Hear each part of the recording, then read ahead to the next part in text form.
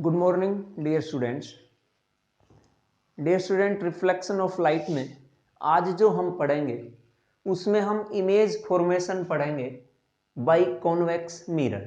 जैसे last lecture में हमने इमेज फॉर्मेशन कॉनकेव मिरर के केस में पढ़ा था, इस लेक्चर में हम कॉन्वेक्स मिरर जो इमेज फॉर्म करेगा उनके बारे में पढ़ेंगे। तो वहां कॉनकेव मिरर के केस में हमने 6 केसेस पढ़े थे, जिनमें से एक केस में जब ऑब्जेक्ट पोल और फोकस के बीच था तो उस केस में वर्चुअल इमेज बनाई थी। बाकी हर कंडीशन में, हर केस में आप ऑब्जेक्ट को कहीं रखिए, उसकी इमेज रियल बनेगी कॉनकेव मिरर के द्वारा। लेकिन यहां कॉन्वेक्स मिरर में आप ऑब्जेक्ट को कहीं रखिए, इमेज हमेशा वर्चुअल बनेगी। कॉन्वेक्स मिरर हमेशा वर्चुअल इमेज बनाएगा। तो यहां हम 2 ही केसेस के बारे में पढ़ेंगे और वो 2 केसेस स्टैंडर्ड हैं। उनको देखकर, उनको समझकर आप हर कंडीशन में ऑब्जेक्ट कहीं रखा हो, कॉन्वेक्स मिरर के केस में इमेज फॉर्म कर पाएंगे। तो यहां हम केवल 2 ही केस पढ़ेंगे। ये आपका पॉइंट P हो गया है। यहां अगर हमने इस तरफ इसको पॉलिश कर दिया है तो ये आपका कॉन्वेक्स मिरर, ये बन गया है सेंटर ऑफ कर्वेचर, और ये हो गया है फोकस। ऑब्जेक्ट रखा है पोल और इंफिनिटी के बीच। When object is placed between pole and infinity, infinity और पोल के बीच रखा है, तब जो इमेज फॉर्मेशन होगी वो हमें देखना है। तो मान लो कि यहां पे आपका एक ऑब्जेक्ट रखा है और इस ऑब्जेक्ट का नाम दे दिया है ए बी। ध्यान रखना इंफिनिटी पे नहीं है, पोल और इंफिनिटी के बीच में है। तो यहां पे जो ऑब्जेक्ट रखा, उस ऑब्जेक्ट से फर्स्ट रे हमने पैरेलल इंसिडेंट कराई, और ये पैरेलल इंसिडेंट रे यहां जब रिफ्लेक्ट होगी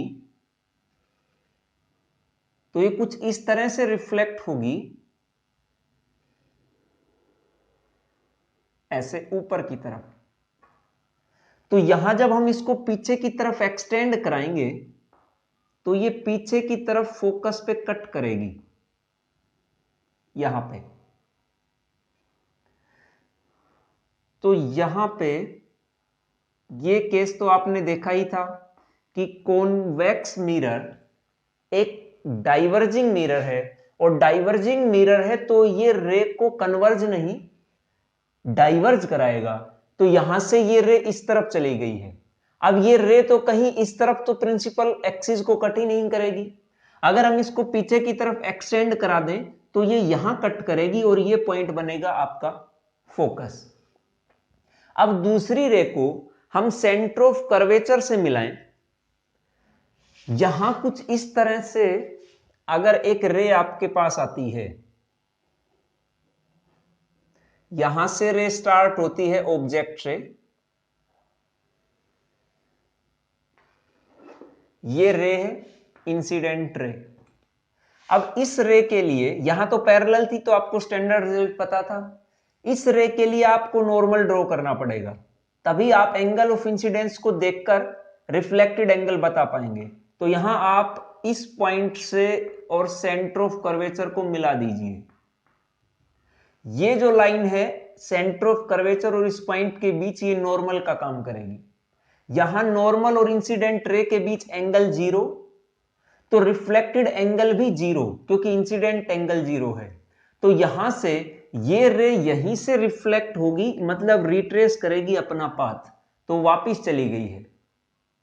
तो यहां ये कहीं भी प्रिंसिपल एक्सिस को कट नहीं करेंगी। हमने इनको फिर पीछे की तरफ एक्सटेंड कराया, और ये जहां कट करेंगी ये दोनों रेज वहीं पे आपकी इमेज फॉर्म होगी।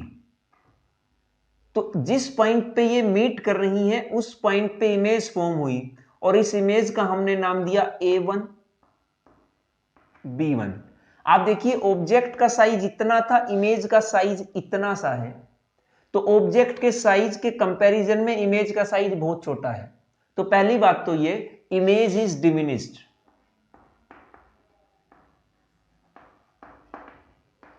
इमेज इज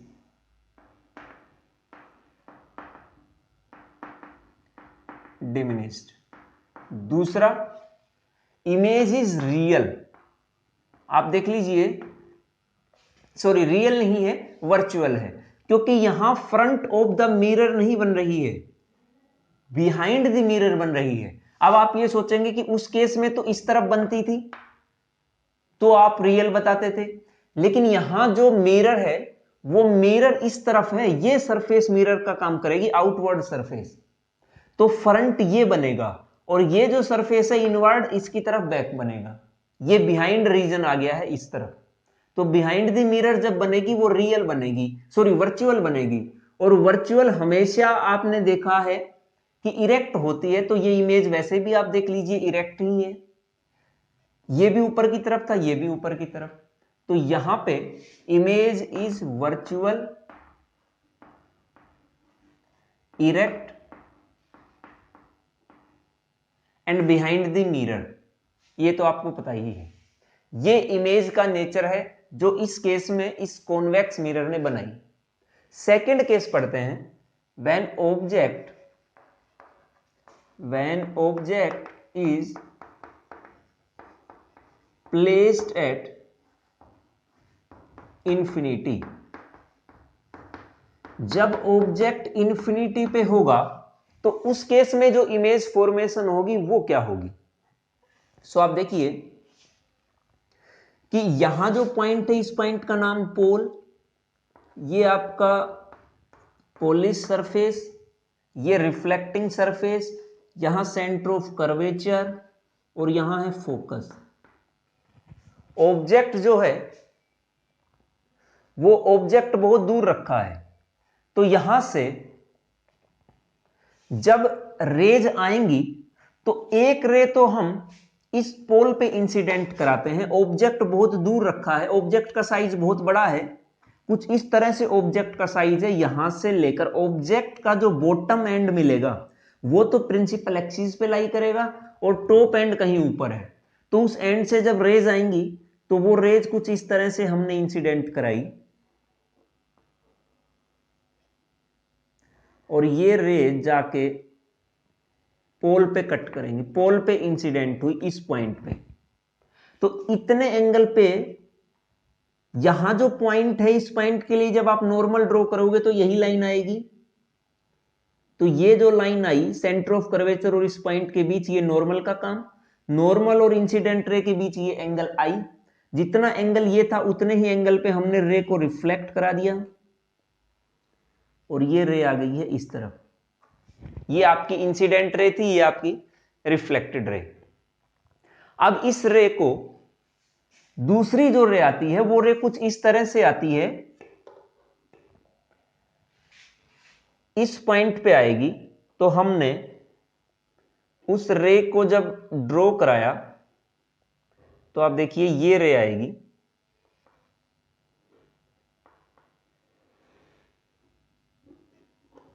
ये एक इंसिडेंट रे है। अब इस इंसिडेंट रे में जब आप इस पॉइंट पे नॉर्मल ड्रॉ करोगे तो इस पॉइंट और सेंटर ऑफ कर्वेचर को आप मिलाओगे, तो यहां नॉर्मल और इंसिडेंट रे दोनों सेम लाइन में है, अलोंग है एक दूसरे के। तो एंगल ऑफ इंसिडेंस यहां 0 और एंगल ऑफ इंसिडेंस 0, तो रिफ्लेक्टेड एंगल भी 0। तो ये लाइट रे जाएगी यहां, वापिस अपना पाथ रिट्रेस करेगी। लेकिन ये आपस में दोनों तो कहीं मिली ही नहीं, ना ये मिली ना ये मिली। इस तरफ तो फ्रंट ऑफ द मिरर में कहीं मिलेंगे ही नहीं, लेकिन अगर हम इनको पीछे की तरफ एक्सटेंड कराएं तो ये यहां मीट कर रही हैं, और इसको भी अगर मैं पीछे की तरफ एक्सटेंड कराऊं तो ये भी यहां इस पॉइंट पे ये दोनों मीट कर रही हैं। और यहां जो आपकी इमेज बनेगी वो इमेज बनेगी एट द फोकस। ये दोनों फोकस पे मीट करेंगी और इसका नाम दे दिया A1 B 1। वैसे भी आपको पता है जब ऑब्जेक्ट इन्फिनिटी पे हो तो इमेज फोकस पे बनी थी कॉनकेव मिरर के केस में, कॉन्वेक्स में भी ऐसा ही हुआ, जब ऑब्जेक्ट इन्फिनिटी पे था तो इमेज बनी फोकस पे। तो यहां जो इमेज का नेचर आया वो इमेज इज हाईली डिमिनिश्ड, इसका जो साइज है ऑब्जेक्ट के साइज में वो बहुत छोटा है। Image is highly diminished, virtual and erect. Virtual है और वर्चुअल है तो इरेक्ट भी होगी। ये था आपका image formation by convex mirror. अब आप इन दोनों को देखते हुए कहीं भी अगर आपसे इमेज फॉर्मेशन पूछ ली जाए तो आप इमेज फॉर्म कर पाएंगे। अब हम इन दोनों मिरर्स के यूज पढ़ते हैं कि दोनों मिरर्स यूज कहां होते हैं। सो यूजेस ऑफ कॉनकेव मिरर। पहले कॉनकेव मिरर के हम यूज पढ़े। तो कॉनकेव मिरर का यूज होगा नंबर 1 सेविंग मिरर्स में। सेविंग मिरर्स में जब हम सेव करते हैं तो सेविंग मिरर्स में हम इनका यूज कर सकते हैं। क्यों कर सकते हैं? क्योंकि जब ऑब्जेक्ट पोल और फोकस के बीच में हो तो कॉनकेव मिरर बड़ी इमेज बनाता है, सीधी बनाता है। तो यहां जब हम चेहरे को पोल और फोकस के बीच रखें तो हमारे चेहरे की जो इमेज बनेगी वो उस कॉनकेव मिरर में बड़ी बनेगी और सीधी ही बनेगी। तो हम इजीली सेव कर पाएंगे, वहां कट होने के चांसेस, चेहरे पे लगने के चांसेस बहुत कम होते हैं। इसी कारण से हम इनको सेविंग मिरर्स में यूज करते हैं। सेकंड है सोलर फर्नेस। भाई सोलर फर्नेस में तो सनलाइट से ही काम होता है सब। तो वहां जितनी ज्यादा सनलाइट आएगी उतना ही ज्यादा टेम्परेचर बढ़ेगा। तो हमें तो ज्यादा से ज्यादा लाइट चाहिए। तो वहां जो कॉनकेव मिरर है आपको पता है कन्वर्जिंग होता है। तो कन्वर्जिंग होता है तो वो ज्यादा से ज्यादा लाइट को कन्वर्ज कराएगा सोलर फर्नेस पे, और ज्यादा अगर लाइट आई तो टेम्परेचर ज्यादा बढ़ेगा, और यही हमें चाहिए था। इसीलिए हम कॉनकेव मिरर को सोलर फर्नेस में यूज करते हैं। थर्ड है हेडलाइट, सर्च लाइट, इन सब में भी हम इनका यूज करते हैं। क्योंकि कॉनकेव मिरर जैसे जो टॉर्च होती है उनके आगे जो मिरर लगा है, अगर हम उसको कॉनकेव मिरर बोलें, रिप्लेस कर दे कॉनकेव मिरर से, तो कॉनकेव मिरर उस लाइट को कन्वर्ज कराएगा, डाइवर्ज नहीं कराएगा। तो वहां पे टॉर्च एक जगह पे फोकस कर पाएगी। जैसे मिलिट्री यूज करती है, तो मिलिट्री के जो जवान होते हैं सेना के, वो रात को जब ड्यूटी देते वक्त उनको दूर तक देखना होता है तो वो टॉर्च का यूज करते हैं।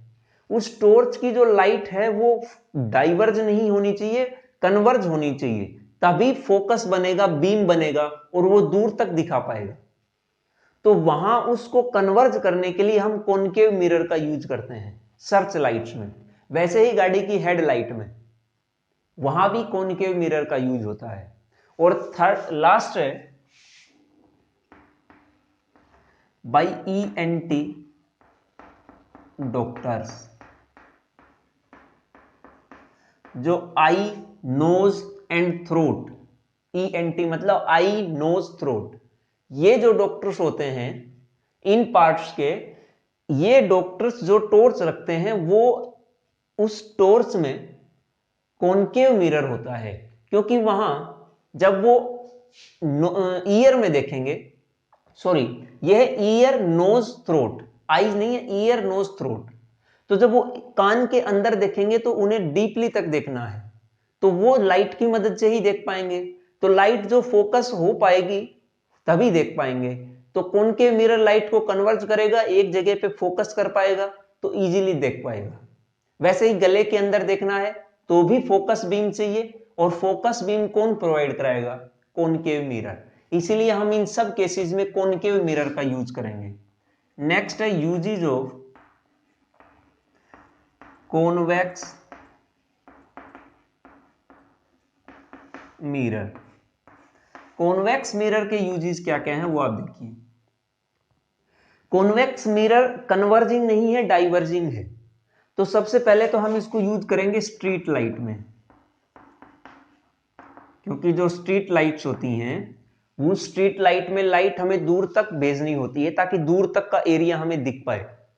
तो वो तभी जा पाएगी लाइट जब डाइवर्ज होगी, और डाइवर्ज कौन करेगा? Convex mirror. इसीलिए स्ट्रीट लाइट में हम कॉन्वेक्स मिरर का यूज करते हैं। सेकंड है कि जो सिक्योरिटी में होती है उन सिक्योरिटी में हम जो मिरर्स यूज करते हैं वो भी कॉन्वेक्स मिरर होता है। जैसे आपने एटीएम में देखा होगा, एटीएम में जो मिरर होता है वो मिरर कॉन्वेक्स मिरर होता है, क्योंकि वहां पे सिक्योरिटी मिरर, क्योंकि कॉन्वेक्स मिरर के केस में हर केस में आपको जो इमेज बनी थी वो छोटी बनी थी और सीधी बनी थी। तो वहां पे जो आदमी आएगा, अंदर जो आएगा, उसकी इमेज बन सकती है उस कॉन्वेक्स मिरर में और सीधी बनेगी, तो हम उसको इजीली आइडेंटिफाई कर पाएंगे। इसी कारण से हम सिक्योरिटी मिरर्स में कॉन्वेक्स मिरर का यूज करते हैं। थर्ड है, जो थर्ड इसका यूज होगा कॉन्वेक्स मिरर का, वो थर्ड यूज है आपका रियर व्यू मिरर। जैसे आपकी जो गाड़ियां होती हैं उन गाड़ियों में जो साइड में जो रियर व्यू मिरर होते हैं, जिसको हम जैसे इस तरफ चल रहे हैं तो पीछे से जो व्हीकल आ रहा है उसको देखने के लिए जो गाड़ी आ रही है, जो बाइक में दो मिरर्स लगे होते हैं, उनको हम रियर व्यू मिरर बोलते हैं। तो इन रियर व्यू मिरर, इन रियर व्यू मिरर में भी हम इनका यूज करते हैं। क्यों? क्योंकि आप देखिए जो साइड में मिरर्स होते हैं उनका साइज तो लगभग इतना ही होता है। अब इतने मिरर में जो ऑब्जेक्ट पीछे से मान लो ट्रक आ रहा है तो उसका साइज कितना बड़ा? बहुत बड़ा। तो उस इतने बड़े ऑब्जेक्ट की इमेज हमें तब कब दिख पाएगी? जब छोटी बनेगी तभी इतने साइज के मिरर में दिख पाएगी। और वहां फिर छोटी इमेज कौन सा मिरर बना सकता है? Convex mirror. और सीधी भी बनाता है। ट्रक इस तरफ से आ रहा है, सीधा आ रहा है तो ऐसे ही दिखता है हमें। ऐसा तो नहीं है कि टायर ऊपर दिखे और वैसे उल्टा दिखता हो, सीधा ही दिखता है। तो वहां हम कॉन्वेक्स मिरर का यूज करेंगे ताकि बड़े ऑब्जेक्ट की छोटी इमेज मिल सके, तो हम उसको इजीली मिरर में देख पाए। दूसरा, इरेक्ट भी बनाता है, सीधी बनाता है। तो हम इसी कारण से यहां पे जो मिरर्स हैं रियर व्यू मिरर, उसमें कॉन्वेक्स मिरर का यूज करते हैं। ये थे आपके पास इन दोनों मिरर्स के यूजेस। अब आता है आपके पास मिरर फॉर्मूला।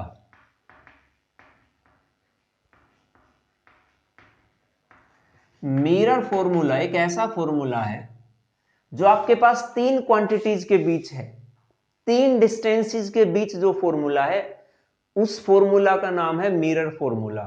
वो तीन डिस्टेंसेस कौन कौन सी हैं? पहली है ऑब्जेक्ट डिस्टेंस,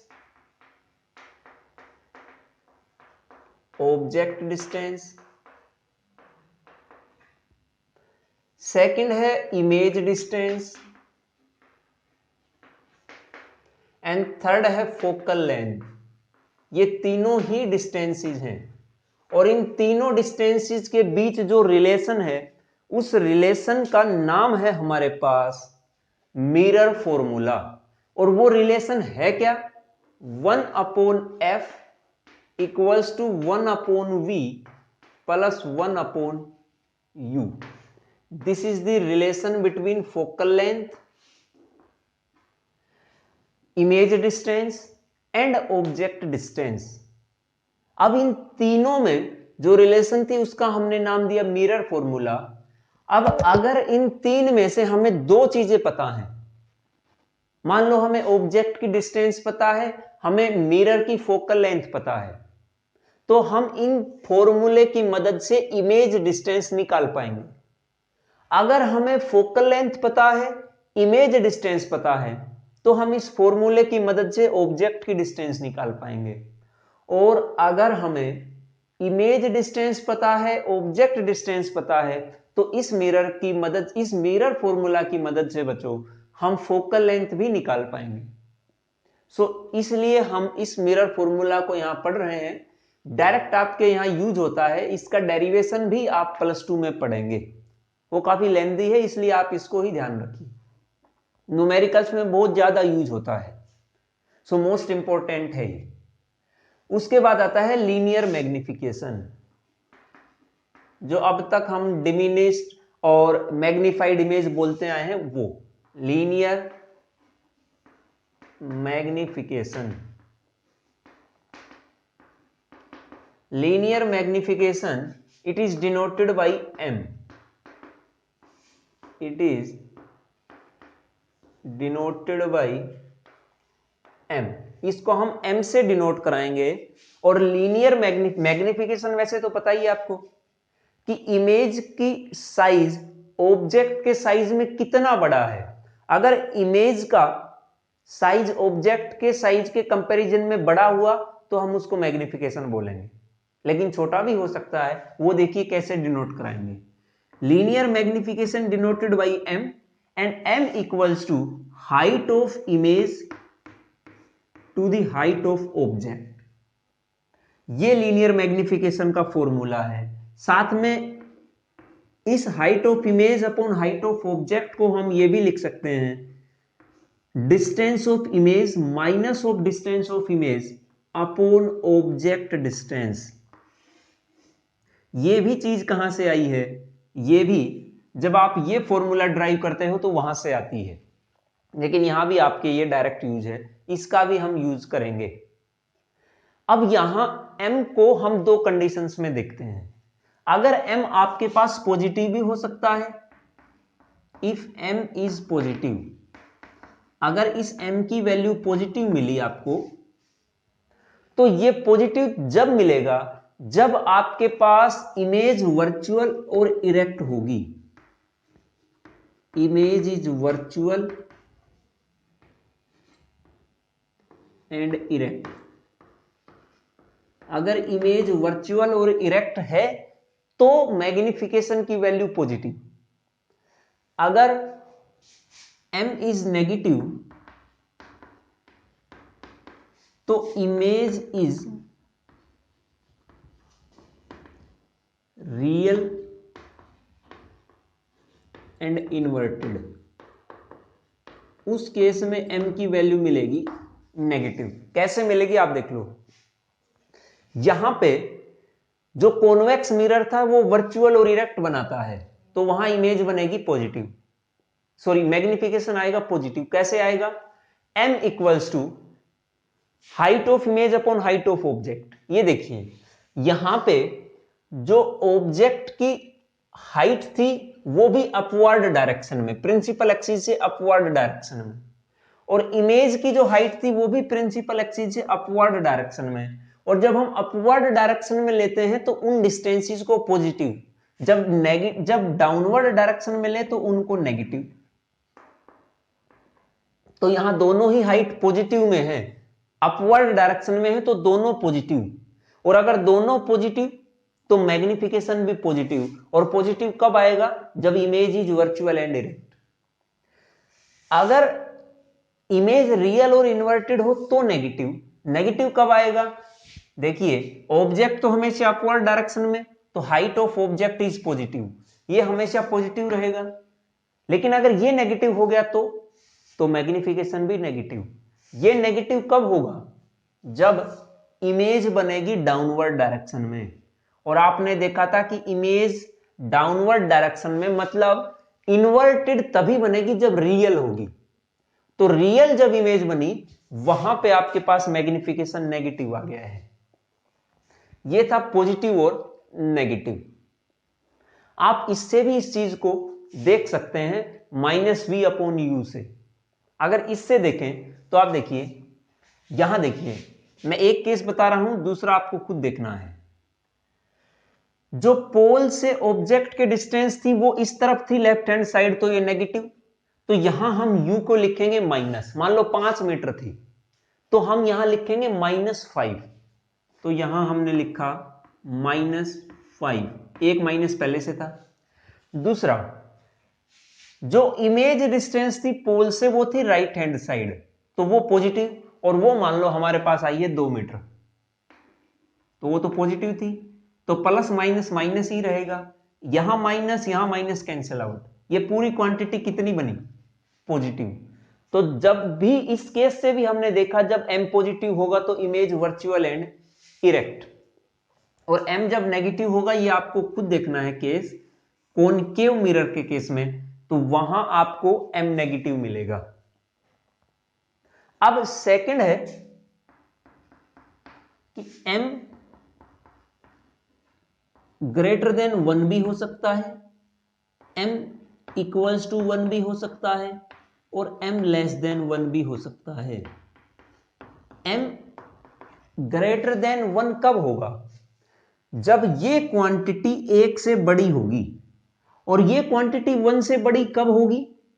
जब height of image height of object से ज्यादा हो, ये ज्यादा होनी चाहिए, ये कम होनी चाहिए। तो ये अगर ज्यादा हुई, इसका मतलब इमेज का साइज बड़ा, ऑब्जेक्ट का कम, तो यहां जो इमेज बन रही है वो मैग्नीफाइड इमेज बन रही है। तो अगर height of image greater than height of object, तो ये ग्रेटर देन 1 मिलेगा, और इस कंडीशन में हम बोलते हैं मैग्नीफाइड। इक्वल्स टू 1 कब मिलेगा? जब जितना साइज ऑब्जेक्ट का उतना ही साइज इमेज का, तो हमें m इक्वल्स टू 1 मिलेगा, और इस केस में हम बोलेंगे सेम साइज, जितना साइज ऑब्जेक्ट का उतना ही साइज इमेज का। And the last one is m less than 1। ये m लेस देन 1 कब मिलेगा? जब हमारे पास ये जो क्वांटिटी है ये लेस देन 1 आए। ये लेस देन 1 कब आएगी? जब हमारे पास हाइट ऑफ ऑब्जेक्ट ये तो ज्यादा हो और हाइट ऑफ इमेज कम हो, मतलब डिनोमिनेटर बड़ा होना चाहिए, न्यूमरेटर छोटा, तो ये लेस देन 1 आएगा। और अगर ऐसी कंडीशन है तो यहां आप देख लीजिए, जो इमेज बनी वो मैग्नीफाइड नहीं, डिमिनिश्ड बनी है, मतलब ऑब्जेक्ट के साइज से छोटी बनी, तो ही m लेस देन 1 आएगा। तो यहां पे if height of image is less than height of object, तो हम इसको बोलेंगे डिमिनिश्ड। ये था आपका लीनियर मैग्निफिकेशन। इन दोनों फॉर्मूलाज पे हम न्यूमेरिकल्स करेंगे, वो नेक्स्ट लेक्चर में करेंगे। तब तक आप इनको अच्छे से समझिए। जो साइन कन्वेंशन हमने बताए थे कि कहां प्लस कहां माइनस आएगा, उसको देखिए, फिर उसके बाद नेक्स्ट लेक्चर में इस पे न्यूमेरिकल्स करेंगे। So thank you.